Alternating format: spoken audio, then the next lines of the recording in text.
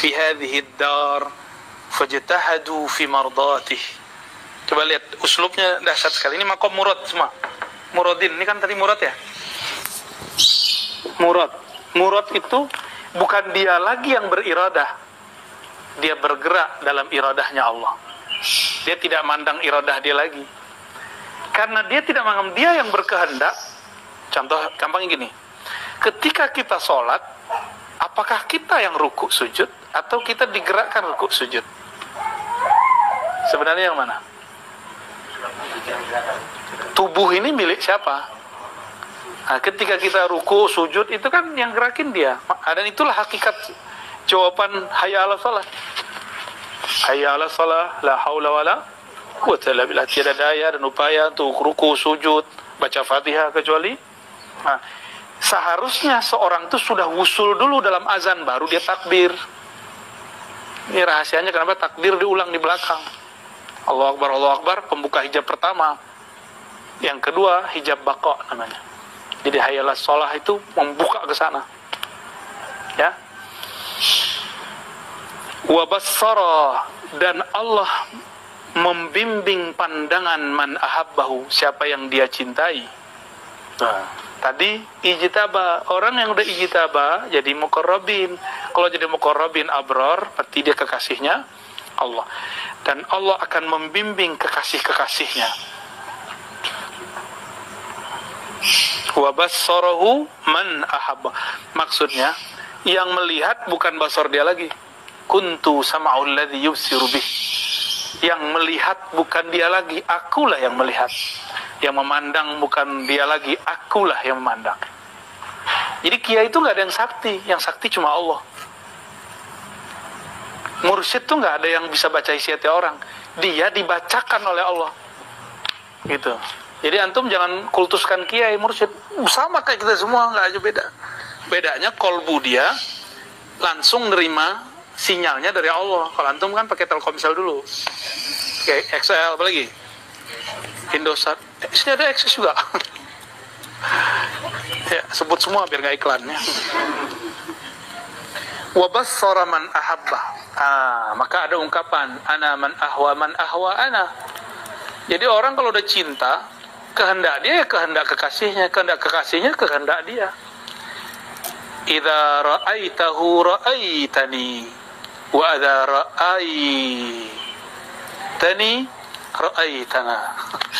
Jika engkau memandang dia, engkau melihat aku. Jika engkau melihat aku, engkau tidak melihat aku tapi memandang kami. Ini ungkapan-ungkapan orang lagi kasmaran. Kasmaran kepada Allah mirip-mirip lah ya. Wa bassara man ahabba. Nah, ini maqam fana namanya. Allah ganti casingnya. Jadi 7 sifat ma'aninya diganti Allah semua. Cuma, ini maqam kewalian. Kan 7 sifat ma'ani kan? Ma'nawiyah. Benar. Apa aja? Qudrah, iradah, ilmun, hayat, sam, basar, mutakallim. Ada wali, dia kalau ceramah nggak bisa. Berarti dia nggak sampai di fana mutakallim. Kalam dia belum fana. Tapi kalau dia ngomong, dia berceramah bisa. Nah, ini mutakalam itu banyak. Ada yang babnya di bab kalam, ngomong, muhadarah. Ada yang di bab namanya khatir rabbani. Dia kalau ngomong A jadi. Itu bukan dia ngomong. Ada kan kiai begitu, ntar pasti begini nih, ntar pasti rame nih. Terus bener rame, berarti kiai itu lagi dipinjam, lagi dileburkan kalam dia dalam kalam Allah. Itulah makom kewalian dia, fana pada bab kalam. Tuh, cara memahami wali dari sifat yang 7 itu. Kalau oleh ahli ma'rifat, mereka geleng-geleng kepala ini, Abul Hasan Asy'ari ini wali apa? Wali kutub beliau itu. Kutubnya sudah sangat tinggi sekali. Di sebenarnya satu tempat dengan Syekh Abdul Qadir Jilani, cuma Syekh Abdul Qadir di ujung. Kan satu makom itu ada 7 tingkatan. Nah, di tingkatan itu Syekh Abdul Qadir paling ujung. Maka setiap kali orang mau zikiran selalu ila hadrati ila sidi Syekh Abdul Qadir Jilani. Di mana aja orang begitu bacanya, ya. Ajib itu. Padahal kita ini bukan orang Baghdad, ya kan? Di Baghdad sendiri orang udah begitu. Dan sekarang yang paling banyak ila hadrati Syekh Abdul Qadir Jilani itu Indonesia. Setiap gang itu ada. Ya, menakib. Di Mesir udah jarang. Di Irak udah jarang. Maka walaupun Indonesia ini santai, tapi tenang aja. Energi ila hadrati itu udah ngalir dalam tubuh kita semua. Antum tenang aja, tinggal disetrum jadi. Kebangkitan Nahdah, bukan Nahdlatul Ulama Fuqaha, Nahdlatul Arifin nanti. Jadi ujung Nahdlatul Ulama itu harusnya Nahdlatul Arifin, jangan Nahdlatul Proyek ya. Proposal tuh kan, ente tahu kan? Oke, ada wali yang fananya di bab ilmu. Maka kalau dia ngomong, bukan dia, ini kayaknya nggak ada di kitab ini. Ini bukan kitab bumi ini. Kok dia bisa ngomong ini ya? Orang-orang pada bengong, keke pada bingung. Saya udah khatam kitab ini, tapi kok nggak menemukan apa yang dibaca di kitab yang sama? Berarti dia fana fi ilmillah. Baru terbersit di hati, dijawab. Nah, berarti dia sama. Ya, paham di situ ya? Maka orang yang disebut wali kutub itu 7 sifat ma'ani dan ma'nawiyah itu lebur dia di dalamnya. Itu disebut wali kutub. Kalau nggak kutu kupret. Minum dulu. Santai. Jadi wali bukan orang bisa terbang, itu mah gampang, lebih sakti burung kali dari kita.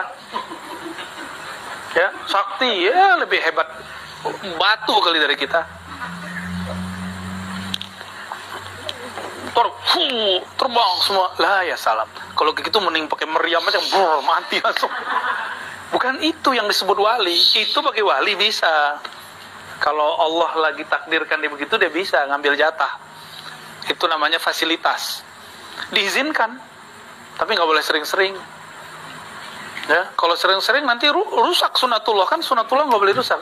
Wali itu nggak boleh sering-sering menunjukkan khariqul adah. Kan khariqul adah, ini kan kejadian hukum Allah yang terjadi ada yaudu, berulang-ulang. Maka wali nggak boleh jajan tiap hari. Antum kan maunya jajan mulu, ya maunya kesaktian, sakti mulu. Akhirnya yang turun bukan kekuatan ulwi dari langit, yang turun dari sufli. Cuma dia bawa jaket palsu, jaket langit, padahal dari langitan. Dikira itu malaikat, padahal khadam jinni. Gitu, terlalu ngeyel gitu. Pengen terjadi sebelum saatnya. Jadi kenapa terjadi ada penyimpangan dalam jalan spiritual? Karena orang menghendaki keajaiban sebelum masanya. Gak sabar dia. Kalau orang tarekat kan sabar, tenang, zikir satu-satu, ntar ganti lagi kurikulumnya, ganti lagi. Jadi telaten dikit-dikit. Kalau mau belajar sakti kan enggak, pakai jalur kegelapan, zulumat. Jalur pintas semua itu. Jalur pintas itu 2, ada jalur nur, ada jalur nar. Antum mau pilih yang mana? Kalau nur ada 2 lagi, ada taat, ada ma'rifat. Yang cepat itu namanya ma'rifat. Ma'rifatullah. Dari tadi zikir nih, pasti 10 menit udah kesemutan. Tapi dari tadi belum kesemutan kan? Tuh, energi ma'rifat. Ya. Energi ma'rifat begitu. Ngantuk-ngantuk kan? Jam ini kan udah ngantuk ini. Tapi kalau ruhnya lagi hidup, kalah badannya.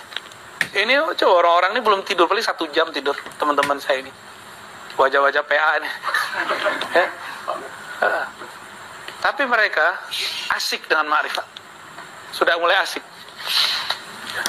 Karena udah gak mandang fisik gurunya. Udah mandang di belakang itu, kira-kira begitu. Ya. Jadi kalau mau kenal wali, tapi ini versi dulu ya.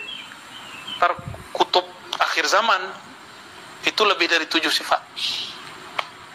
Nanti masuk lagi ke bab zat namanya. Jadi wali kutub di akhir zaman lebur ma'rifatnya, bukan lagi dalam ma'rifatus sifat ma'ani ma'nawiyah, tapi dia sudah masuk ke ma'rifat zatiyah. Nanti sabar ya. Itu kan ini baru dibuka ini.